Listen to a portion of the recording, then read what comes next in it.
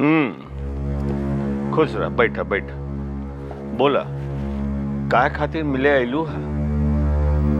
जी जी लगता हम तोरा के पहले कहीं देख चुकल बानी। हम तनुजा के दोस्त थे, सुमन वर्मा, जेपी हॉस्पिटल के नर्स। तनुजा की राउर हवेली में डॉक्टर सिन्हा के कहे पे हम ही भेज ले रही। तब बोला हम तोहार मदद कैसे कर सकिले? ठाकुर साहब, मदद हमके ना तनुजा की चाहिए, यही खातिर। ओह अच्छा अच्छा, तनुजा के बियाह खातिर जो रुपया चाहिए उहे लेबे आइल बड़ू। अरे केहू बा, तनी हमार चेकबुक का कलम ले आवा। जी ना ना, हम रुपया खातिर ना आइल बानी।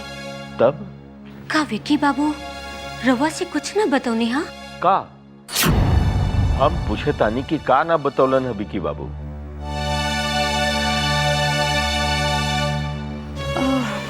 यही कि विक्की बाबू तनुजा संगे ब्याह कर चुकल बानी।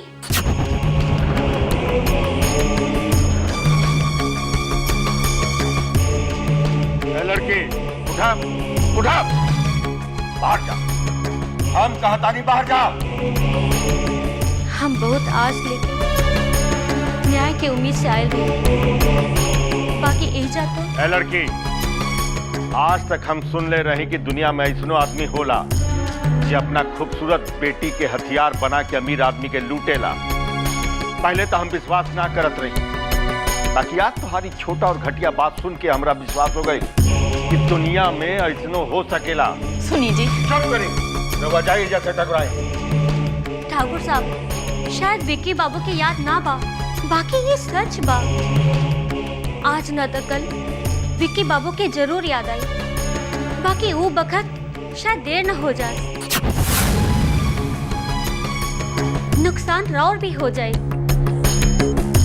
यही से हम हाथ जोड़ के कहतानी, तनुजा के अपना ली। अच्छा, बुलाएं एक बार विक्की बाबू के। बहुत हो गई तोहार बकवास। तारा मालूम बा कि तू केकरा संगे बात कर रहल बाड़ू? जी, रवा एक अमीर और प्रभावशाली इंसान है, बाकी हम तो एगो पिता के पास आयल रही न्याय मांगे। न्याय मिली। तू अब जाए जैसे, अब जाके मास्टर साहब के भेज दे। जे कुछ भी कहे के बा वो हमरा से कही हन। काहे से कि अपना बेटी रखे के समय एजा वो हमरा से वचन ले ले रहा। अब हम पूछब कि उनकर वचन कहाँ गई? एक मानसिक विक्षिप्त लड़का के हथियार बना के दौलत लूटे के वो अच्छा तरीका अपनौले बाड़े। हम अपना बेटी के एक बार दे के धोखा खा चुकल बानी, अब हम दोबारा ना खाए ना। तो जाओ उनका के भेज दा। वो ना आ सके हन। काहे? उनका के सब ना मालूम बा। जौन दिन उनका ये सब पता चल जाए, वो जान दे दी हन। वाह, तू दोनों मिल के तो बड़ा तगड़ा खेल रचे ले बाड़ो, बाकी हम ये सब ना मानी ले। सुना, चुपचाप एजा से चल जा, और जैसे बिया हो रहल बा होखे दा। एकरा बारे में अगर हल्ला करबू तो एकर अंजाम तू अच्छी तरह जानी लो। हमरा तो लागता कि रउआ गलती कर रहल बानी। वो दिन विक्की भी कुछ बतावल चाहत रहला, बाकी रउआ चुप करा देनी। हम का करी ठकुराई, हम का करी तू ही बतावा। जब से हमार बेटी रमा के ऐसा हंस भइल, तब से हर आदमी हर बात पर हमारा मन में शक पैदा हो जाता। हम दोबारा ऐसा गलती ना कर सकेले ठकुराई, ना कर सकेले। बाकी एक बार विक्की के बुला के जान तो लेती कि सच का बा। का फायदा? पिछला 6 महीना से हमार विक्की के जीवन काली रात बन के रह गई। एक कोरा कागज ऊपर जौन कुछ भी लिख दिहल जाए वह पत्थर के लकीर बन के रह जाए। हमरा तो बुझाता कि वो लड़की विक्की के यही समझावत हुई कि हम दोनों पति पत्नी हैं। काहे से कि वो लड़की के हम शंकर और राजा के साथ कई बार देख चुकल बा। ना ना, ये सब बात के महत्व दिहल ठीक ना।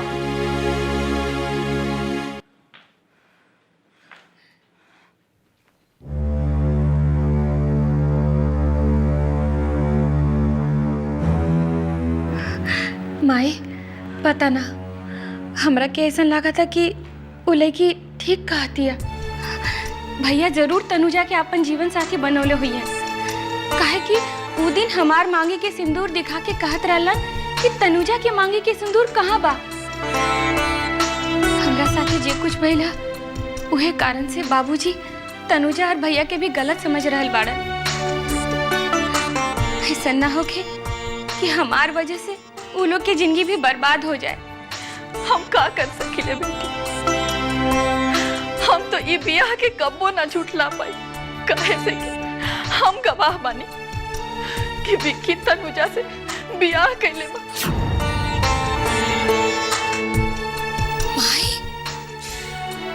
और खाली यही ना, तनुजा माई बने वाली बिया। ये रुआ का कहता नहीं? रुआ बाबूजी से काहे न बता देनी है? हम का करब बेटी, हम तो कितना बार कोशिश कईनी उनका के बतावे और समझावे के, बाकी वो समझे वाला बाड़े। तू तो जाने लू, उनकर गुस्सा के आगे हमेशा से हम ही हारत रहनी है। बाकी भैया काहे चुप बानी? ओकरा कहाँ मालूम बा, वो होश में रही तब तो। बाकी शायद कुछ कुछ ओकर जहन में बा, बाकी ई सच्चाई तो ओहो ना जानेला। ना माई, ये बहुत अन्याय हो रहल बा। हम ऐसा नहीं होके देव। कोनो हाल में भी रउआ के ये बात बाबूजी के बतावे के पड़ी।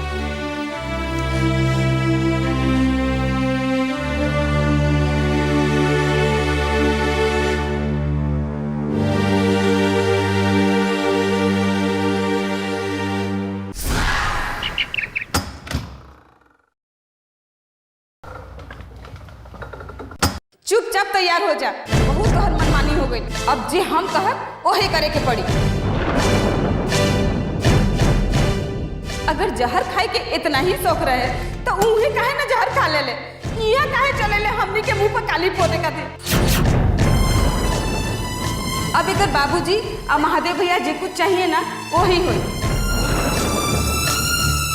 अंदाजा गलत निकली और वो मान जाई तो हम समझत क्यों लड़की ठाकुर सूर्य प्रताप सिंह के रुतबा देख के अपना नियत बदल रही।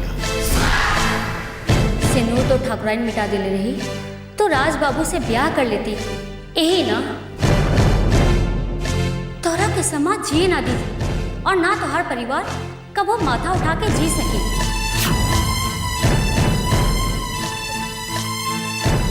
हमरा के माफ कर दी बाबूजी, हमरा के माफ कर दी।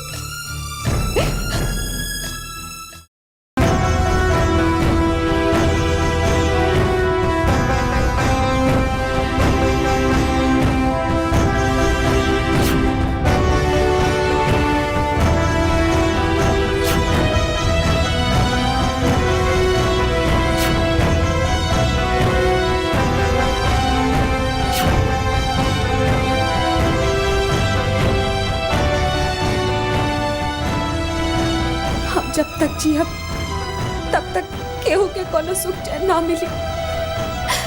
अब तो नासूर जख्म बन गई बानी बाबूजी पर, आई परिवार पर। हमके मरे के पड़ी।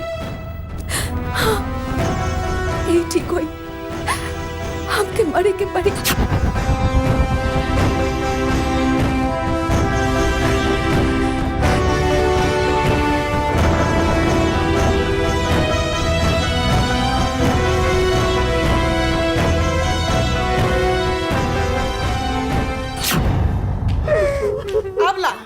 घर में का कम मुसीबत रहे क्या ठाकुर साहब ही पधार गए?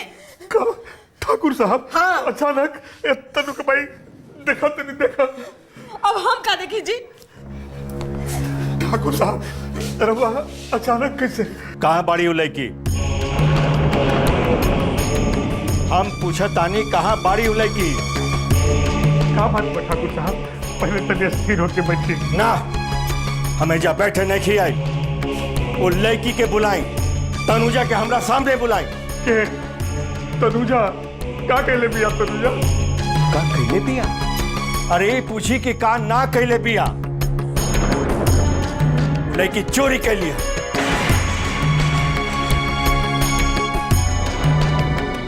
चोरी? तनुजा चोरी कैलस? तो हमका झूठ बोल रहा बानी। दी प्रमाण, बुलाई ओकरा के, प्रमाण देता नहीं। हम जानते हैं ऐसा ही कुछ कह के आई हुई वो लड़की, तबे तो मुंह छुपा के फिरतिया।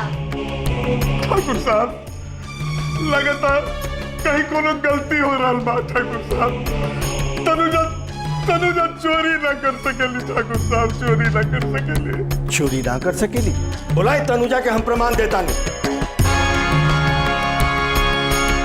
हम जानते हैं कि एक ना एक दिन वो लड़की हमने के मुंह पे कालिक पोत के रही। दीदी दरवाजा खोला दीदी। दीदी जल्दी खोली दीदी, दरवाजा खोला दीदी। ठाकुर साहब आ गए मैडम। खोला ना दीदी, जल्दी खोला ना। तनुजा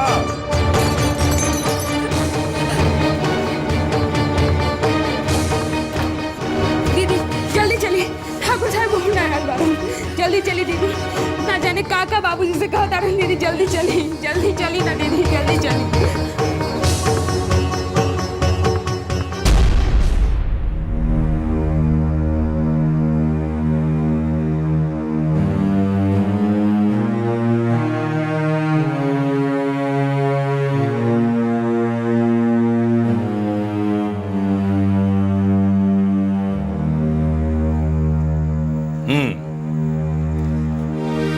तू अपने आप के बहुत चालाक समझ रहल बाड़ू।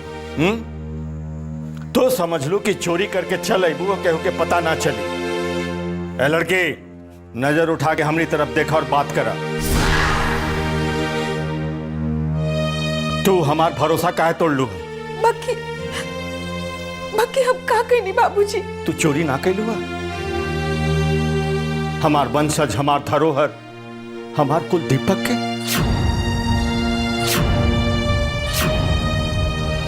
बता, ये तोहरा लगे नहीं खे? अरे बेटी, तू ऐसा काहे ना बतैलू हमरा के? बोला।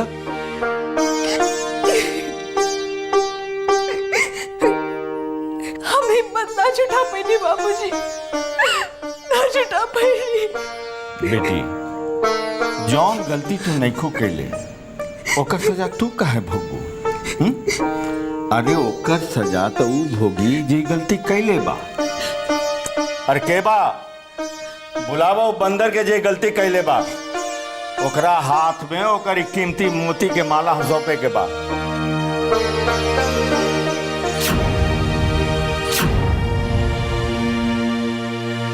हाँ विक्की बाबू।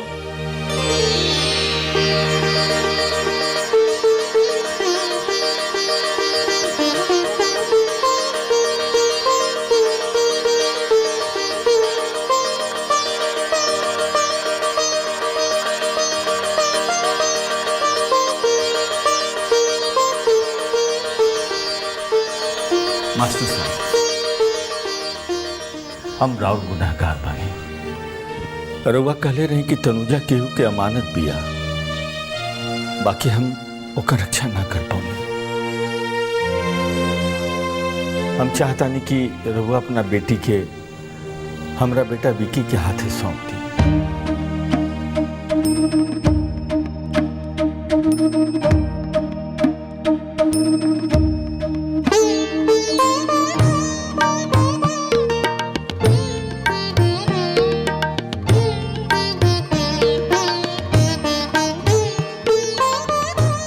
साहब, ब्याह तो फिर से हो, ओकर मुहूर्त निकाल जाए।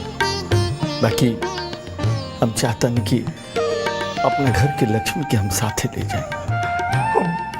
हम का कही ठाकुर साहब, हमरा पास तो अल्फाजे नहीं है कुछ कहे के। हमरा के तनुजा सब कुछ बता दिली है। हमके भी मालूम रहे।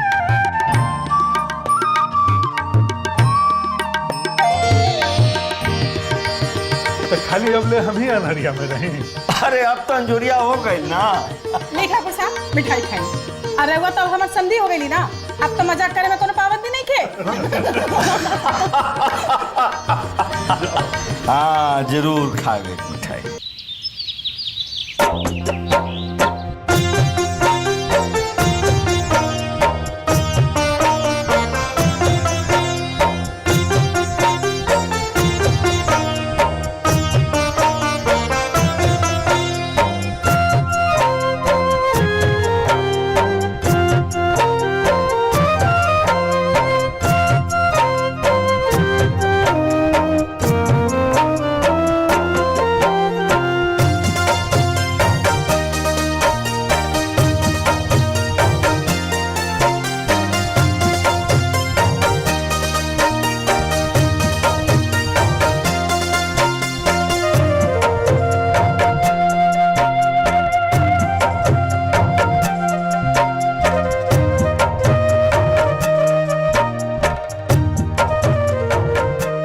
हमार करेजा पे से बहुत बड़का बोझ उतर गई बेटी।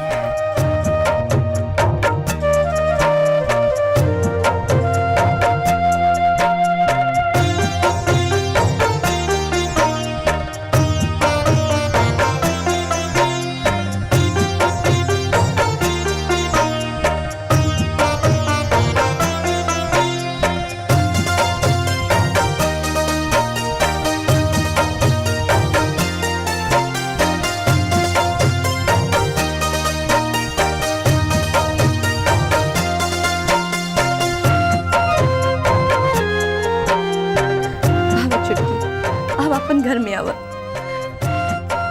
दीदी हम रउआ खातिर एगो तोहफा ले आइल बानी। अच्छा का लाइल बारू?